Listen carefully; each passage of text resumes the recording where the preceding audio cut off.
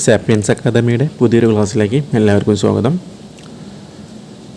നമ്മുടെ ക്ലാസ് പോയിക്കൊണ്ടിരിക്കുന്ന നമ്മുടെ ഫ്ലൂയിഡ് മെക്കാനിക്സിലെ MCQ ഡിസ്കഷനാണ്. നമ്മൾ ഓൾറെഡി ഇതിൻ്റെ തിയറി ക്ലാസ്സുകളൊക്കെ ഓൾറെഡി കണ്ടു കഴിഞ്ഞിട്ടുണ്ടായിരിക്കും. നമുക്ക് തിയറി പഠിച്ചതിന് ശേഷം മാത്രമേ നമ്മൾ MCQ പ്രാക്ടീസ് ചെയ്യാൻ പാടുള്ളൂ. കാരണം നമ്മൾ വെറുതെ MCQ ഒരു കാണാപ്പാടം പിടിച്ച് പോകേണ്ട ഒരു കാര്യമല്ല. നമ്മൾ കൃത്യമായിട്ട് കോൺസെപ്റ്റുകൾ കൃത്യമായിട്ട് മനസ്സിലാക്കിയതിന് ശേഷം മാത്രം എന്ത് ചെയ്യാം, നമ്മൾ MCQ പ്രാക്ടീസ് ചെയ്യാം. ഓക്കെ, അപ്പോൾ നമ്മുടെ ചാനലിലും അതുപോലെ ആപ്പിലൊക്കെ നമുക്ക് ഓൾറെഡി നമ്മുടെ ക്ലാസ്സുകൾ, തിയറി ക്ലാസ്സുകളും അതുപോലെ തന്നെ ഇതുപോലെ MCQ ക്ലാസ്സുകളൊക്കെ അവൈലബിൾ ആണ്.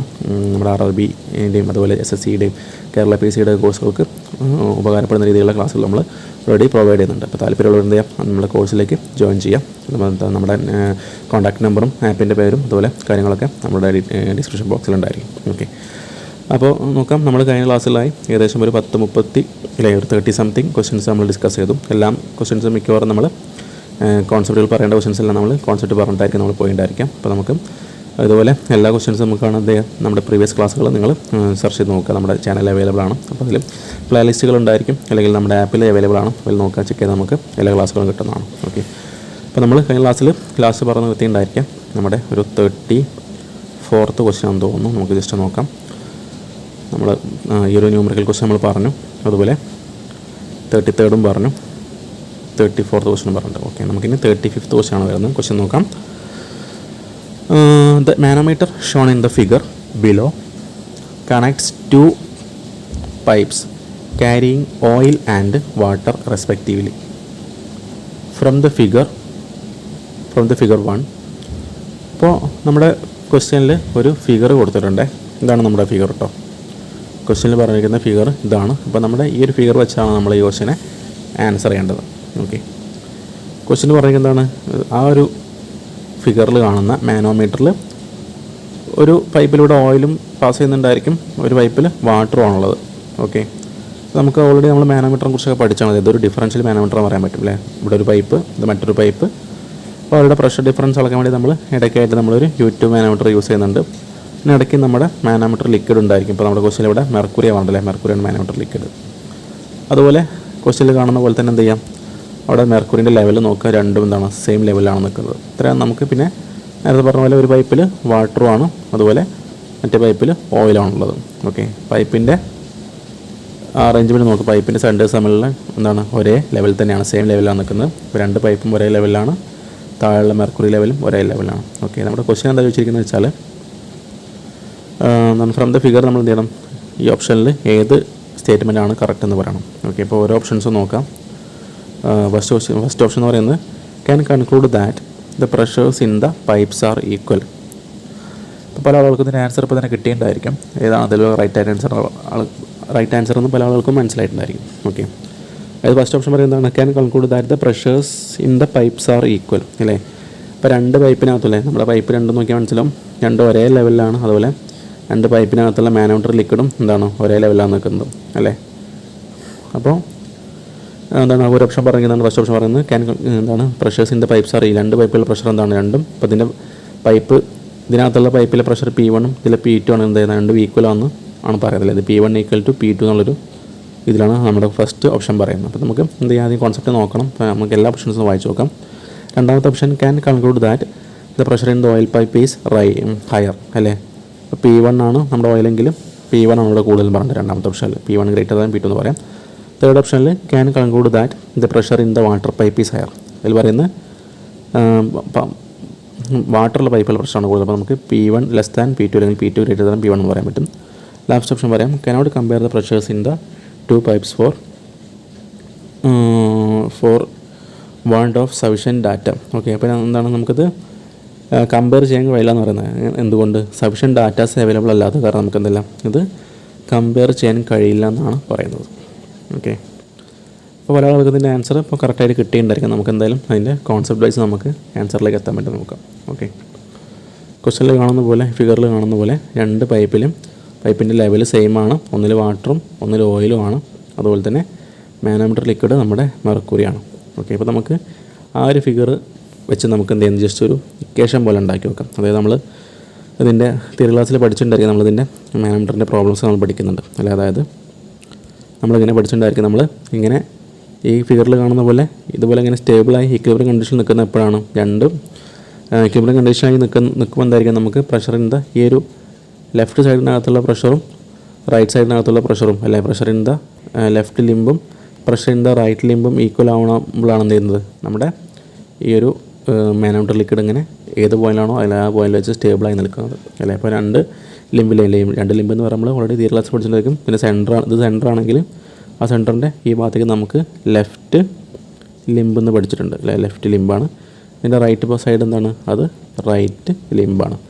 അപ്പോൾ റൈറ്റ് ലിംബിലെയും ലെഫ്റ്റ് ലിംബിലെയും പ്രഷേഴ്സ്, റൈറ്റ് ലിംബിലെ പ്രഷറും ലെഫ്റ്റ് ലിംബിലെ പ്രഷർ ചെയ്യുമ്പോൾ വെറും ഈ പൈപ്പിനകത്തുള്ള പ്രഷർ മാത്രമല്ല, ഇത്രയും ഇത്രയും ഓയിലിനെ കൊണ്ട് ഈ ഹെഡിലുണ്ടാവുന്ന ഇത്രയും ഹെഡ് കൊണ്ടാവുന്ന പ്രഷർ, അതുപോലെ പൈപ്പിനകത്തുള്ള പ്രഷർ, ഇതിൻ്റെ രണ്ടിൻ്റെ സമ്മാണ് ലെഫ്റ്റ് ലിംബിലെ പ്രഷർ. അതേപോലെ തന്നെ ഈ വാട്ടർ ഇത്രയും ഹെഡ് കൊണ്ടുണ്ടാക്കുന്ന പ്രഷറും അതുപോലെ തന്നെ പൈപ്പിനകത്തുള്ള വാട്ടർ പ്രഷറും തമ്മിൽ കൂട്ടുമ്പോൾ കിട്ടുന്നതാണ് നമ്മുടെ റൈറ്റ് ലിംബിലെ പ്രഷർ. അപ്പോൾ രണ്ടിൻ്റെ സമ്മം ഈക്വൽ ആകുമ്പോഴാണ് നമ്മുടെ ആ ഒരു മാനോമീറ്റർ ലിക്വിഡ് എന്തായിരുന്നത് അവിടെ സ്റ്റേബിളായി നിൽക്കുന്നത്. ഓക്കെ, അപ്പോൾ നമുക്ക് എന്താ ഇനി ഓയിലിൻ്റെയും വാട്ടറിൻ്റെ കേസ് നോക്കാം. നമുക്ക് ഇങ്ങനെ എഴുതാൻ പറ്റും. ഇങ്ങനെ പറയുകയാണെങ്കിൽ പ്രഷർ ഇൻ ദ, ഞാൻ നേരത്തെ പറഞ്ഞ പോലെ പ്രഷർ ഇൻ ദ ഷോർട്ടാക്കി എഴുതാം. Pressure in the left limb equal to നമുക്ക് pressure in the right limb എന്ന് പറയാൻ പറ്റും. ഓക്കെ, ഞാൻ പറഞ്ഞ പോലെ ലെഫ്റ്റ് ലിംബിലെ പ്രഷർ ഏതൊക്കെയാണ്, അതായത് പൈപ്പിനകത്തുള്ള പ്രഷർ നമുക്ക് എന്ത് ജസ്റ്റ് P1 എന്ന് എടുക്കാം. അതുപോലെ തന്നെ നമ്മുടെ ആ ഒരു മാനോമീറ്ററിൻ്റെ ലെഫ്റ്റ് ലിംബിൽ എന്ത് ചെയ്യുന്നുണ്ട്, ഇതൊക്കെ ഓയിലാണല്ലേ, ഓയിൽ ഇത്രയും ഹെഡ് വരെ താഴെ ഉണ്ട് അല്ലേ. അതിന് ശേഷം വരുന്നത് പിന്നെ എന്താണ്, താഴോട്ട് പിന്നെ വരുന്നത് നമ്മുടെ മെർക്കുറിയാണ് വരുന്നത് അല്ലേ, മെർക്കുറിയാണ് വരുന്നത്.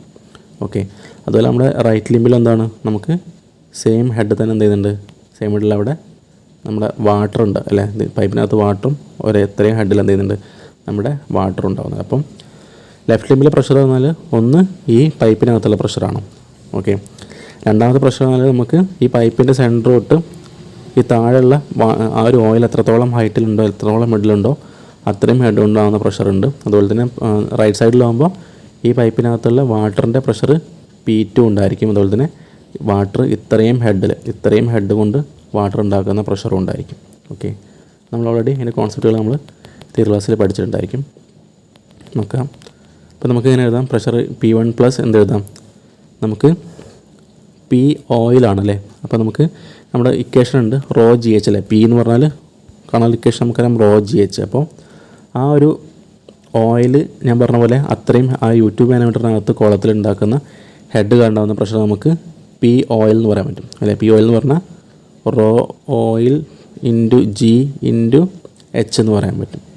ഓക്കെ, റോ GH എന്നുള്ള ഇക്വേഷൻ നമ്മൾ റോ എന്തായാലും ഓയിലിൻ്റെ ഡെൻസിറ്റി ആയിരിക്കും, നമ്മൾ rho of oil into G into H എന്ന് പറയും. അതായത് നമുക്ക് എന്ത് ഡയറക്റ്റ് ഇക്വേഷനിൽ കൊടുക്കാം, rho oil into G into H.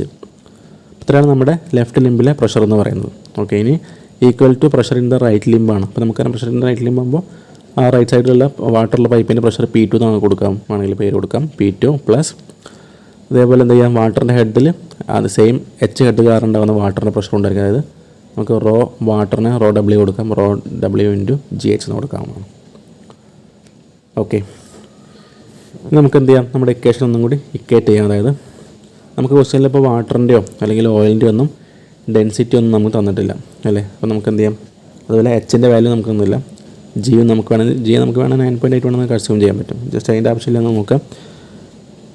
ഈ P2 നമുക്ക് ഓൾറെഡി അറിയുന്ന കാര്യമാണ്, നമ്മുടെ വാട്ടറിൻ്റെ ഡെൻസിറ്റി എത്രയാണ്, 1000 kg/m3 ആണ്.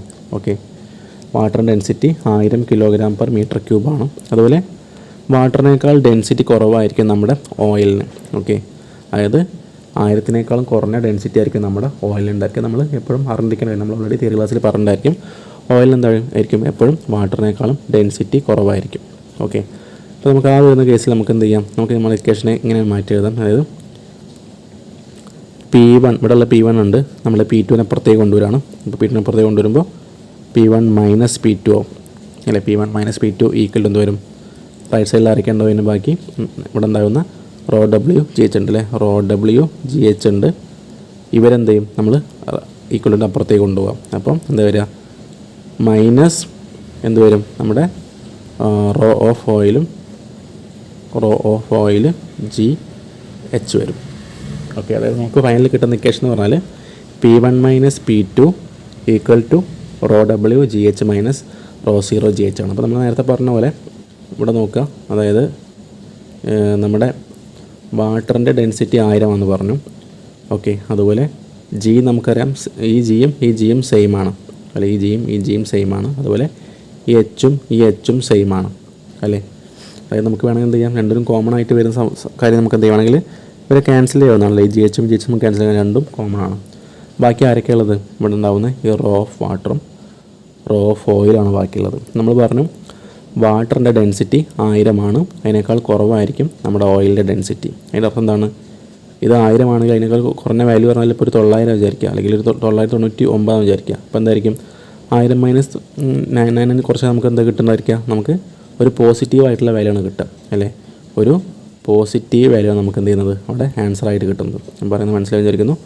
ഒരു പോസിറ്റീവ് വാല്യൂ ആണ് നമുക്ക് കിട്ടുന്നത്, അല്ലെങ്കിൽ ഒരു പോസിറ്റീവായിട്ടുള്ള വാല്യൂ ആണ് നമുക്ക് എന്ത് ചെയ്യാം, ഈ റോ ഡബ്ല്യു മൈനസ് റോ ഓ ചെയ്താൽ നമുക്കത് കിട്ടുക ഒരു പോസിറ്റീവ് വാല്യൂ കിട്ടുക. അതായത് P1 നിന്ന് P2 കുറച്ചതിന് എന്ത് കിട്ടുന്നു? ഒരു പോസിറ്റീവ് വാല്യൂ കിട്ടുന്നു.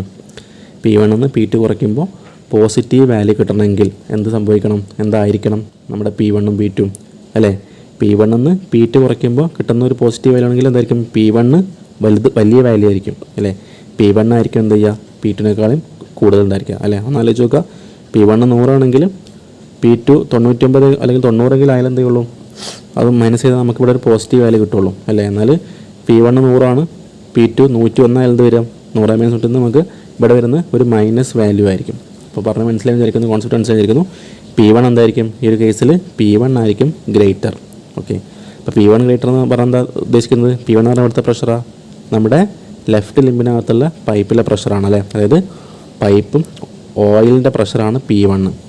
ഓക്കെ, ഇപ്പോൾ കോൺസെപ്റ്റ് മനസ്സിലായി വിചാരിക്കുന്നു. P1 എന്ന് പറഞ്ഞാൽ ഓയിലിൻ്റെ പ്രഷറാണ്. അപ്പോൾ ആലോചിച്ച് നോക്കുക, ഈ ഫിഗറിൽ കാണുന്ന പോലെ ഇവിടുത്തെ പ്രഷറാണ് P1. നമ്മൾ പറഞ്ഞു P1 is greater than P2. എന്തുകൊണ്ട്? നമുക്ക് കിട്ടുന്നത് P1 മൈനസ് P2 ചെയ്യുമ്പോൾ നമുക്ക് കിട്ടുന്നത് എന്താണ്? ഒരു പോസിറ്റീവ് വാല്യൂ ആണ് അല്ലേ. പോസിറ്റീവ് വാല്യൂ എപ്പോഴേ കിട്ടുള്ളൂ? P1 P2നേക്കാളും വലിയ വാല്യൂമ്പോഴാണ് പോസിറ്റീവ് വാല്യൂ കിട്ടുള്ളൂ. അതിൻ്റെ അർത്ഥം പ്രഷർ പൈപ്പിനകത്തുള്ള ഈ P1 പ്രഷർ എന്നാണ്, ഇതാണ് കൂടുതൽ. ഇതിൽ ഇവിടുത്തെ അപേക്ഷ എന്താണ്? ഇതാണ് കൂടുതൽ.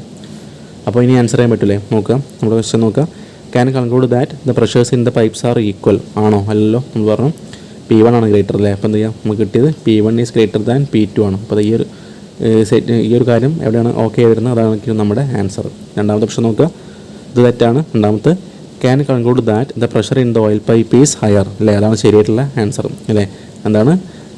ഓയിലിൻ്റെ പൈപ്പിലാണ് എന്താണ് പ്രഷർ കൂടുതലുണ്ടായിരിക്കുക അല്ലേ. ഓയിലിൻ്റെ പ്രഷറാണ് കൂടുതലായിരിക്കുക. കാരണം P1 is greater than P2 നമുക്ക് ഓൾറെഡി ആ ഇക്വേഷൻ വെച്ച് ചെയ്യുമ്പോൾ നമുക്ക് കിട്ടുന്നുണ്ട് അല്ലേ. അപ്പോൾ നമ്മൾ ശ്രദ്ധിക്കേണ്ട കാര്യം ഞാൻ നേരത്തെ പറഞ്ഞ പോലെ നമുക്ക് ഫസ്റ്റിന് ചിലപ്പം ഈ ഒരു ഫിഗർ കാണുമ്പോൾ എന്ത് വിചാരിക്കും, മെർക്കുറി ലെവൽ രണ്ടും സെയിമായി നിൽക്കുന്നുണ്ട്, അതുപോലെ ഈ ഒരു രണ്ട് പൈപ്പും ഒരേ ലെവലിലാണ്. നമ്മൾ എന്ത് വിചാരിക്കും അല്ലേ, P1 ഈക്വൽ ടു P2 എന്നുള്ള രീതിയിൽ നമ്മൾ എന്ത് ചെയ്യും, നമ്മൾ ആൻസറാണ് വിചാരിക്കുക. രണ്ട് പ്രഷറും ഈക്വൽ ആണെന്ന് വിചാരിക്കും.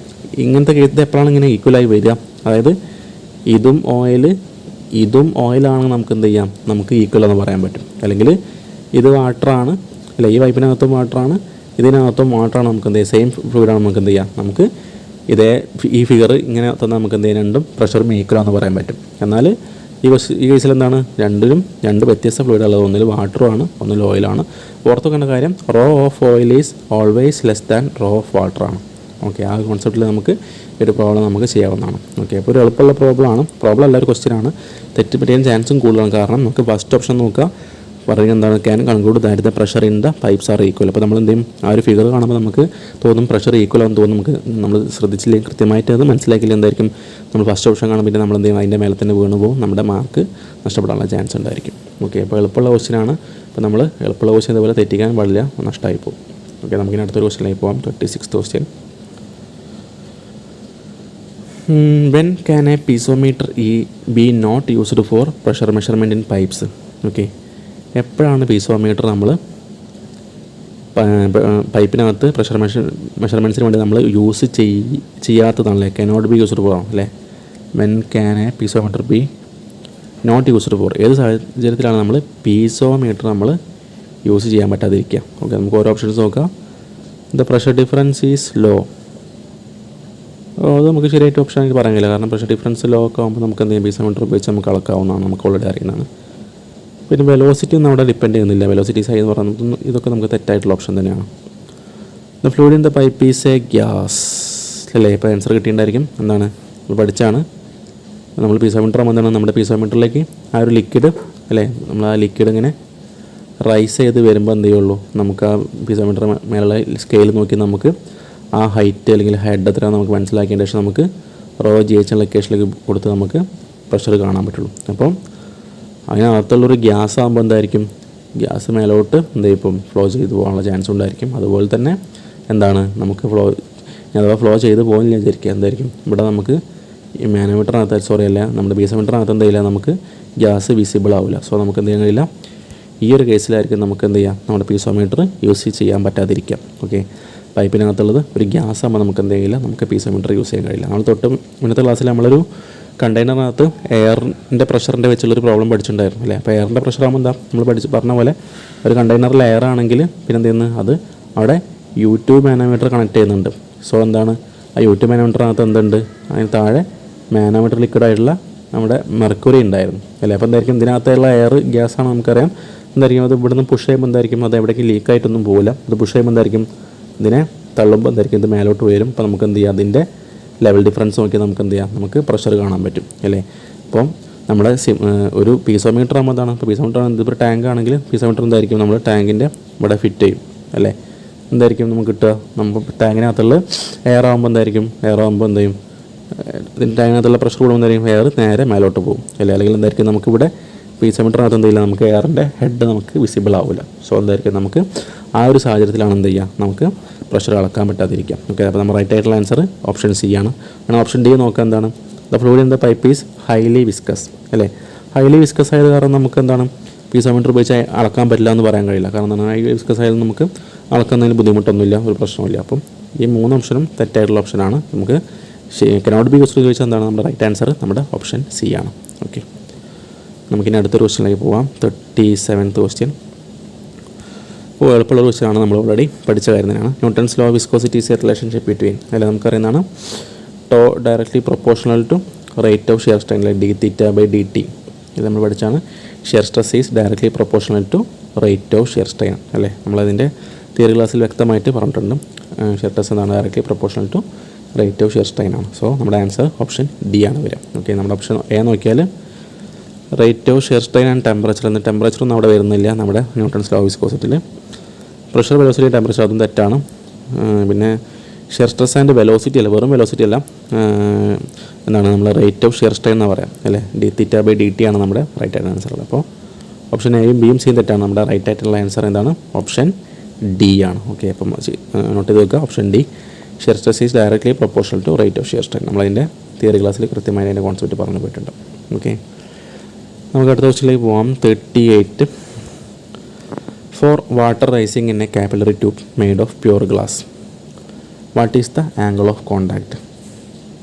ഓക്കെ, അപ്പോൾ ഒരു പ്യൂർ ഗ്ലാസ് അല്ലെങ്കിൽ ഒരു പ്യൂർ ഗ്ലാസ്സിനകത്ത് എന്ത് ചെയ്യുന്നു, വാട്ടർ റൈസ് ചെയ്യുകയാണെങ്കിൽ, ഓക്കെ, വാട്ടർ റൈസ് ചെയ്യുമ്പോൾ എന്തായിരിക്കും അവിടെ ആംഗിൾ ഓഫ് കോണ്ടാക്ട് എന്ന് പറയുന്നത്, ശ്രദ്ധിക്കുക, പ്യൂർ ഗ്ലാസിൻ്റെ കേസിൽ അതുപോലെ തന്നെ ഐഡിയൽ ഫ്ലൂയിഡും ആകുമ്പോൾ എന്തായിരിക്കും, പ്യൂർ ഗ്ലാസും ഐഡിയൽ ഫ്ലൂയിഡ് ആകുമ്പോൾ നമ്മുടെ ആ ഒരു ആംഗിൾ ഓഫ് കോണ്ടാക്ട് എന്ന് പറഞ്ഞാൽ 0 ഡിഗ്രി ആയിരിക്കും. ഓക്കെ, 0 ഡിഗ്രി ആയിരിക്കും ഐഡിയൽ ഫ്ലൂയിഡ് ആകുമ്പോഴും അതുപോലെ തന്നെ പ്യൂർ ഗ്ലാസ് ആവുന്ന കാര്യം ഓർത്ത് വെക്കുക. നമ്മളത് തിയറി ക്ലാസ്സിൽ വ്യക്തമായിട്ടത് തിയറി പറയുമ്പോൾ തന്നെ നമ്മൾ പറഞ്ഞിട്ടുണ്ട്. പ്യൂർ ഗ്ലാസ് ആവുന്ന സമയത്തും അതുപോലെ തന്നെ ഐഡിയൽ ഫ്ലൂയിഡ് ആകുമ്പോൾ എന്തായിരിക്കും നമ്മുടെ ആ ഒരു കാപ്പിലറി ട്യൂബിനകത്തുള്ള ആംഗിൾ ഓഫ് കോണ്ടാക്ട് എന്തായിരിക്കും, 0 ഡിഗ്രി ആയിരിക്കും.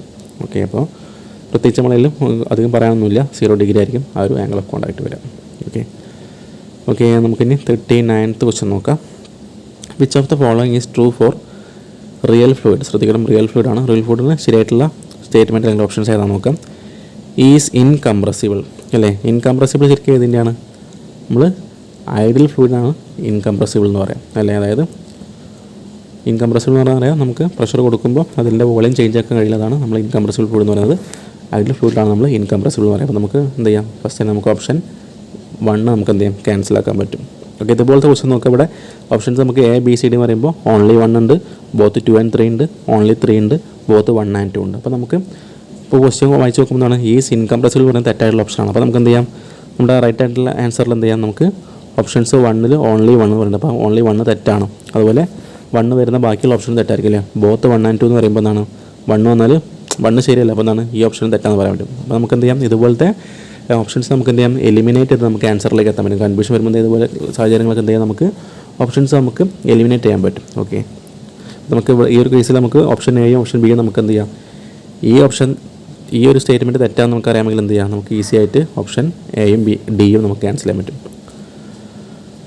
അതുപോലെ പറഞ്ഞു ഹാസ് സർഫസ് ടെൻഷൻ. ഓക്കെ, നമുക്കറിയുന്നതാണ് റിയൽ ഫ്ലൂയിഡിന് എന്തുണ്ടായിരിക്കും, സർഫസ് ടെൻഷൻ ഉണ്ടായിരിക്കും. അപ്പോൾ ഇത് ശരിയായിട്ടുള്ള സ്റ്റേറ്റ്മെൻ്റ് ആണ്, ഹാസ് സർഫസ് ടെൻഷൻ അല്ലേ. അപ്പോൾ ഓപ്ഷൻ സി നോക്കുക, ഓപ്ഷൻ സിയിൽ ഓൺലി 3 ആണ് പറഞ്ഞത് അല്ലേ. ഓൺലി 3 ആകുമ്പോൾ എന്തായിരിക്കും, ഓൺലി 3 എന്ന് പറയാൻ കഴിയില്ല, കാരണം എന്താണ് 2 ശരിയാണ്. അപ്പോൾ എന്ത് ചെയ്യാനില്ല, നമുക്ക് ഓൺലി 3 എന്ന് പറയാൻ കഴിയില്ല. അപ്പോൾ നമുക്ക് എന്ത് ചെയ്യാം, വേണമെങ്കിൽ ഓപ്ഷൻ സി അപ്പോൾ തന്നെ ക്യാൻസൽ ചെയ്യാൻ പറ്റും. ഇനി തേർഡ് ഓപ്ഷൻ നോക്കാം, ഈസ് വിസ്കസ് അല്ലേ.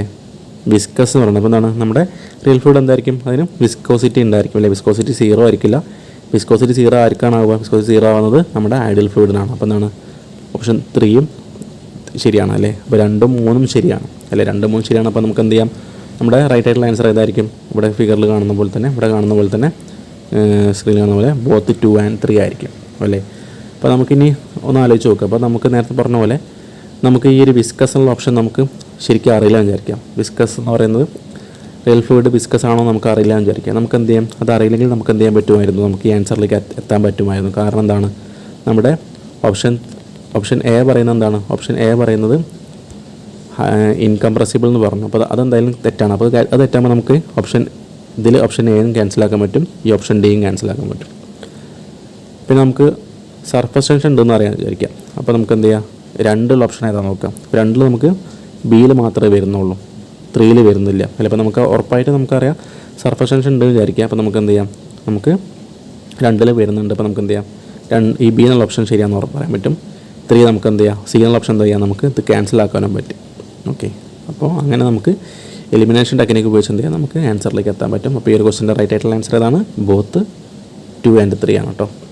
നോട്ട് ചെയ്ത് നോക്കുക, ബോത്ത് 2 and 3 ആണ്. നമ്മളൊക്കെ നമ്മുടെ തിയറി ക്ലാസ്സിൽ കോൺസെപ്റ്റ് വൈസ് പഠിച്ചത് പോയതാണ്. അപ്പോൾ നമുക്ക് ഇതിൽ വലിയ കൺഫ്യൂഷൻ വരാറില്ല. റിയൽ ഫ്ലൂയിഡ് എന്ന് പറഞ്ഞാൽ കംപ്രസിബിൾ ആയിരിക്കും, അതുപോലെ സർഫസ് ടെൻഷൻ ഉണ്ടായിരിക്കും, വിസ്കസും ആയിരിക്കും. ഓക്കെ, നമുക്കിനി വരുന്നത് ബാക്കിയുള്ള ക്വസ്റ്റൻസ് നമുക്ക് എന്ത് ചെയ്യാം, നമുക്ക് നെക്സ്റ്റ് ക്ലാസ്സിൽ ഡിസ്കസ് ചെയ്യാവുന്നതാണ്. അപ്പോൾ നമ്മൾ തൽക്കാലം ഇന്നത്തെ ക്ലാസ് ഇവിടെ വൈൻഡ് അപ്പ് ചെയ്യണം. Okay, thank you for watching.